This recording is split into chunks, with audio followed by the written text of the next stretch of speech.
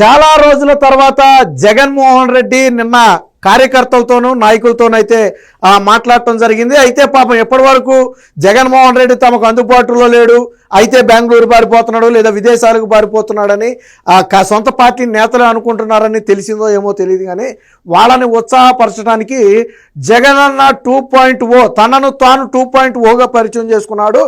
Loading అంట. ఈ loading అనేది ఒక 4-5 ఏళ్ల పాటు సాగుతూనే ఉంటుంది, దాని గురించి కంగారు పడద్దు. అయితే ఇప్పుడు తాజాగా అసలు విషయం ఏంటంటే, దీన్ని పక్కన పెడితే నిన్న సాయంత్రం జగన్మోహన్ రెడ్డి ఇంటి వద్ద బయట గేటు బయట ఎక్కడైతే లాన్ ఉంటుందో అక్కడ కొంత అగ్ని ప్రమాదం జరిగిందనేది ఒక వార్త. దాన్ని అయితే ఫైర్ సిబ్బంది, సెక్యూరిటీ సిబ్బంది అయితే ఆర్పడం జరిగింది. వాస్తవానికి అది ఎవరు తగలబెట్టారు అనేది ఇప్పటి వరకు తేలలేదు.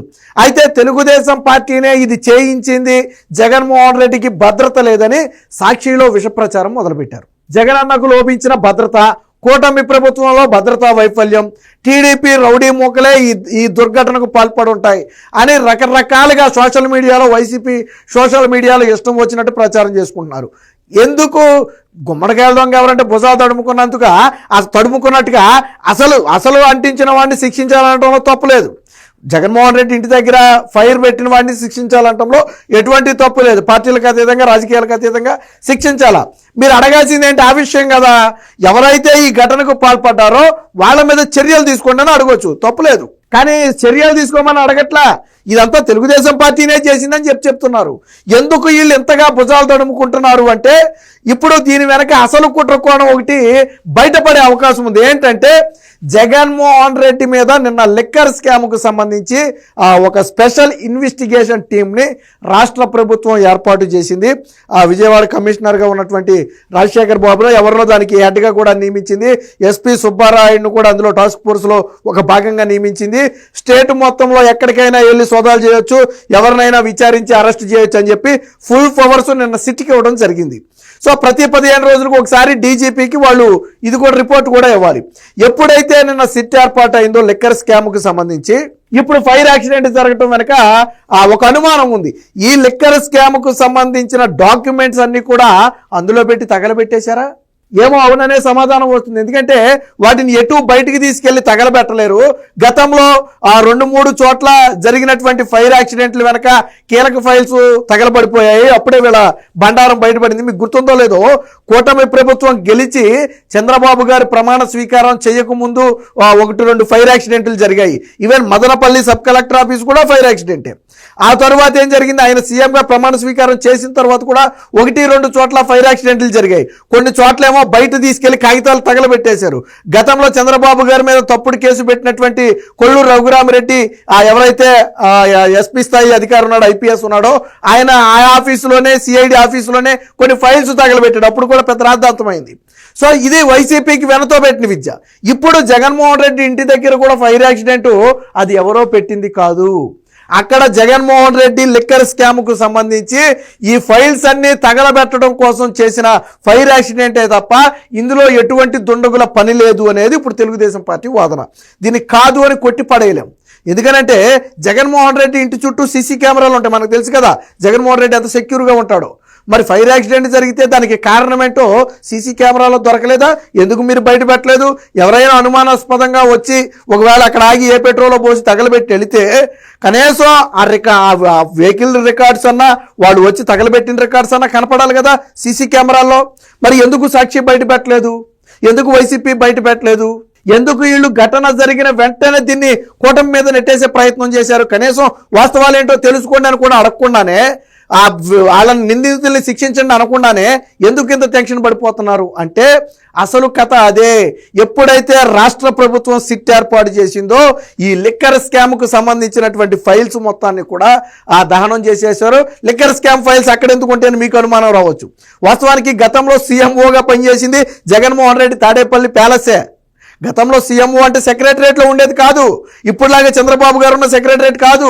అప్పట్లో సీఎంఓ అంటే సీఎంఓ ఇల్లే, చీఫ్ మినిస్టర్ ఇల్లే. అప్పుడు సీఎంఓ ఏదున్నా అక్కడే తేల్చుకునేవాళ్ళు. ఏది మాట్లాడాలో తాడేపల్లి ప్యాలెస్లోనే మాట్లాడేవాళ్ళు. కాబట్టి ఈ ఫైల్స్ అన్ని కూడా ఎక్కడుంటాయి?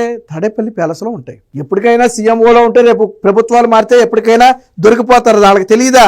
అందుకే జగన్మోహన్ రెడ్డి తెలుగుగా తన ఇంట్లో పెట్టాడనేది ఇప్పుడు వాదన. వాటిని తగలబెట్టడం కోసమే జగన్మోహన్ రెడ్డి ఆడిన డ్రామాలా కనపడుతుంది. పైగా దీనికి పైపెచ్చు ఆ అవినాష్ రెడ్డి అరవ సత్యం లాంటి వాళ్ళు నిన్న జగన్మోహన్ రెడ్డిని భేటీ అయ్యారు. ఆ అవినాష్ రెడ్డి అరవ సత్యం అంటే వాళ్ళు చేసే పనులే ఇవి. ఎక్కడ ఏ ఆధారాలు మాఫీ చేయాలన్నా రాత్రికి రాత్రి ఏం చేయాలన్నా చేయగల సమర్థులే ఈ దేవినేని అవినాష్ అరవ సత్యం. వాళ్ళందరూ కూడా నిన్న జగన్మోహన్ రెడ్డితో భేటీ అయ్యారు. సో ఇవన్నీ కూడా దగ్గరుండి పరిశీలిస్తే నిన్న జగన్మోహన్ రెడ్డి 2.0 ఫైర్ అని చెప్పి ఆ వైసీపీ సోషల్ మీడియాలో పెట్టుకున్నారు. ఫైర్ అంటే జగన్మోహన్ రెడ్డి ఫైర్ అనుకున్నాం, కానీ జగన్మోహన్ రెడ్డి ఇంటి దగ్గర ఫైల్స్ దగ్గర పెట్టుకునే ఫైర్ అనుకోలా. అందరూ వైసీపీ వాళ్ళు పెద్దోడు పామాడు అనుకున్నారు. జగన్మోహన్ రెడ్డి ఫైర్ అంటే జగన్మోహన్ రెడ్డి ఫైర్ అనుకున్నారు. జగన్మోహన్ రెడ్డి ఫైర్ కాదు వాళ్ళు చెప్పింది. నాకు తెలిసి జగన్మోహన్ రెడ్డి ఇంటి దగ్గర ఫైర్ గురించి చెప్పుంటారు, ఒక హింట్ ఇచ్చి ఉంటారు. ఎవరు పట్టించుకోవాలి పాపం, ఎవరికి అర్థం కాల జరిగేదాకా కూడా. దీనికి సంబంధించిన ఆధారాలు సీసీ కెమెరాలు ఎందుకు బయటకు రాలేదో వైసీపీ సాక్షినే చెప్పాలా. సో దీనికి సంబంధించి ఇలా పాపం వీళ్ళు ప్రచారం కూడా చేసుకుంటున్నారు. ఒకసారి చూద్దాం. ఇది వైసీపీ అఫీషియల్ సోషల్ మీడియా ఖాతా. ఇందులో వైఎస్ఆర్సీపీ కార్యకర్తల కోసం జగనన్న 2.0 ఫైర్ అంట. వీళ్ళు ఫైర్ అంటే పాపం ఫైర్ అంటే ఏదో ఫైర్ అనుకున్నారు. జగన్మోహన్ రెడ్డి ఇంటి దగ్గర ఫైర్ అని చెప్పి ఇప్పుడు అర్థమైంది. లోడింగ్ అంట, జగనన్న 2.0 లోడింగ్ అంట. ఇది ఒక 20-30 ఏళ్ళు లోడ్ అవుతానే ఉంటుంది. మీరు దాని గురించి కంగారు పడక్కర్లేదు, ఎందుకంటే అది లోడ్ అవుతానే ఉంటుంది. ఆల్రెడీ 2024 జూన్ 1వ తేదీన జగనన్న 2.0 లోడింగ్ అని వేశాడు. 2024 జూన్ 1న వేసినటువంటి లోడింగు ఇప్పటికీ అవ్వదు కూడా. ఇక ఇప్పుడు వేసిన లోడింగ్ ఒక 25-30 ఏళ్ళు లోడ్ అవుతానే ఉంటుంది. దాని గురించి ఎవరు కంగారు పడక్కర్ల, వాళ్ళు లోడ్ చేస్తూనే ఉంటారు. ఇక్కడ చూడండి, జగనన్న 1.0లోనంట ప్రజలకు మంచి చేయాలనే తాపత్రయంలో పార్టీ కార్యకర్తలు గొప్పగా ఏం చేయలేదంట. కానీ జగనన్న 2.0లో కార్యకర్తల కోసం ఎలా పనిచేస్తాడో చూపిస్తాడంట. అంటే ఏమంటాడంటే, మొన్నేదో నేను ప్రజలకి కొద్దో గొప్ప పథకాలు ఇచ్చాను, సంకనాకి ఇచ్చినా కానీ కొద్దో గొప్ప పథకాలు ఇచ్చాను, అప్పో చేసి ఇక ఈసారి వాళ్ళకి ఇచ్చేది ఏమీ లేదు, మొత్తం నా కార్యకర్తలకే దోచి పెడతాను, ఇక ప్రజలను రాచి రంపాన్ని పెడతానని చెప్తున్నాడు. నేను ప్రజలకి చేస్తానని చెప్పట్లా, కార్యకర్తలకి చేస్తానని చెప్తున్నాడు. పైగా 1.0లోనంట ప్రజలకు పనిచేసాడంట. ప్రజలకు పనిచేస్తే ప్రతిపక్ష హోదా ఎందుకు ఇవ్వలేదు? మాట్లాడటానికి సిగ్గుండాలి కదా. ఎన్నికలై గట్టిగా 7 నెలలే కదా అయింది. నువ్వు ప్రజలకు మంచి చేస్తే ప్రతిపక్ష హోదా ఎందుకు ఇవ్వాలా? సరే, గెలుపోవటములు సహజం, నేను దాన్ని కాదన్నావు, కనీసం ప్రతిపక్ష హోదాన్ని ఇవ్వాలి కదా. నీ మొహం చూస్తే ప్రతిపక్ష హోదా కూడా ఇవ్వాల. నువ్వు పెద్ద పెద్ద డైలాగులు కొట్టడం, ఏదో చూపిస్తాడంట, ఏళ్ళు పెడుతున్నాడు, చేతులు పెడుతున్నాడు, పెద్ద పెద్ద సైకిల్ చేస్తున్నాడు. పాపం నిన్న మరి చెప్పారేమో ఫోటో కెమెరామ్యాన్లు, మీరు మాట్లాడేటప్పుడు ఇలా ఒక 20 సార్లు ఇచ్చారంటే మనకు మంచి స్టిల్స్ దొరికితే మేము వాటిని సోషల్ మీడియాలో వాడుకుంటామని. ఎందుకంటే జగన్మోహన్ రెడ్డి ఎలాగే ఇక్కడ ఏపీలో ఉండట్లేదు, దేకట్లేదని అందరికీ తెలిసిందే. సో అది జగన్మోహన్ రెడ్డి ప్లాన్ అయి ఉంటుంది. సో దీనికి సంబంధించి నిన్న ఈ ఫైర్ యాక్సిడెంట్కి సంబంధించి కూడా ఇదిగో, వైఎస్ జగన్ గారి ఇంటి వద్ద అగ్ని ప్రమాదం, సాయంత్రం మరియు రాత్రి మంటలు ఎగసిపడ్డాయంట. 2 సార్లు మంటలు ఎలా ఎగసిపడ్డాయో నాకు అర్థం కాల. ఒకసారి ఫైర్ యాక్సిడెంట్ జరగగానే మనం వెంటనే అలర్ట్ అవుతాం కదా.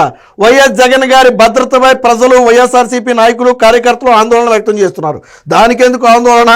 అది నిజంగా ఎవరైనా దుండగులు చేస్తుంటే ఏదైనా జరుగుద్దని ఆందోళన పడాలా. అది చేసింది దుండగులు కాదు కదా, మీరే కదా తగలబెట్టుకుంది. మీరు ఫైల్స్ తగలబెట్టడం కోసం పెట్టిన నిప్పే కదా అది. మరి ఆ మొక్క చెప్తే పోద్ది కదా. మళ్ళీ ఈ భద్రతా లోపం ఇవన్నీ ఎందుకు? మీరు కూటమి ప్రభుత్వం మీద లేదా టీడీపీ కార్యకర్తల మీద ఎప్పుడైతే నెట్టాలి అనుకున్నారో అప్పుడే దొరికిపోయారు మీరు. ఎందుకంటే దీనికి సంబంధించిన ఆధారాలే మీరు బయట పెట్టలా. వైఎస్ఆర్సీపీ అఫీషియల్లోనో సాక్షిలోనో బయట పెట్టవచ్చు కదా. ఇదిగో బైక్ మీద వచ్చారు, కారు మీద వచ్చారు, ఇదిగో ఇక్కడ పెట్రోల్ పోసి తగలబెట్టారు. ఏం ఆధారాలు ఎందుకు లేవు సీసీ కెమెరాల్లో? ఎందుకు లేవు అంటే అది ఎవరు వచ్చి తగలబెట్టలేదు కాబట్టి.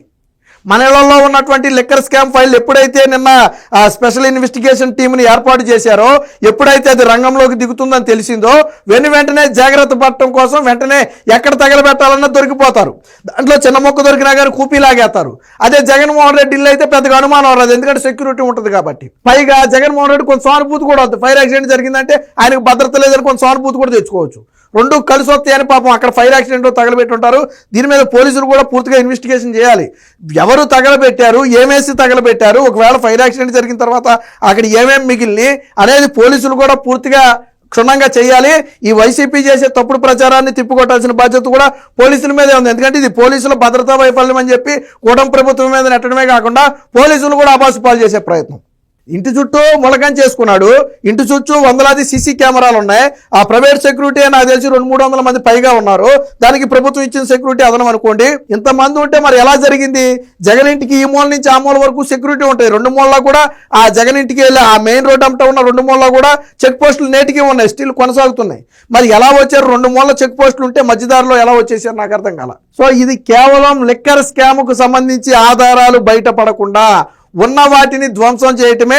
సిట్టు తన ఇంటి మీదకి వస్తే అసలు భాగవతం బయటపడుతుంది. తాడేపల్లిలో సోదాలు చేసి ఒకవేళ అక్కడగానే ఏదైనా ఫైల్స్ దొరికితే ఇక జగన్మోహన్ రెడ్డి కథం, బై బై, రాజకీయ జీవితం అయిపోయినట్టే. జగన్మోహన్ రెడ్డికి ఆ విషయం తెలుసు. సిట్కి పవర్స్ ఉన్నాయి, ఎక్కడికైనా వెళ్ళొచ్చు, ఎవరినైనా సోదా చేయొచ్చు, ఎవరినైనా అదుపులోకి తీసుకోవచ్చు. ఆ పవర్స్ రాష్ట్ర ప్రభుత్వం ఇచ్చింది సిట్కి. కాబట్టి అదే జరిగితే తాడేపల్లి ప్యాలెస్ లో అడుగు పెట్టడం ఖాయం. ఎందుకంటే ఇప్పటికే లిక్కర్ స్కామ్ లో దొరికినటువంటి వాసుదేవరెడ్డిని విచారణ చేసున్నారు, కొన్ని ఆధారాలు సేకరించున్నారు. కాబట్టి ఖచ్చితంగా జగన్మోహన్ రెడ్డి ఇంటికి సిట్ అధికారులు వస్తే అక్కడ ఈ ఫైల్స్ దొరికితే భాగవతం బయటపడద్దనే ఉద్దేశంతోనే వీటిని తగలబెట్టారు అనేది ప్రధానంగా టీడీపీ, జనసేన, బీజేపీ నేతలు చేస్తున్నటువంటి ఆరోపణలు. ఏదేమైనా మొత్తంగా పోలీసులైనా దీని మీద పూర్తి స్థాయి విచారణ చేసి వాస్తవాలు ఏంటనేది ప్రజల ముందు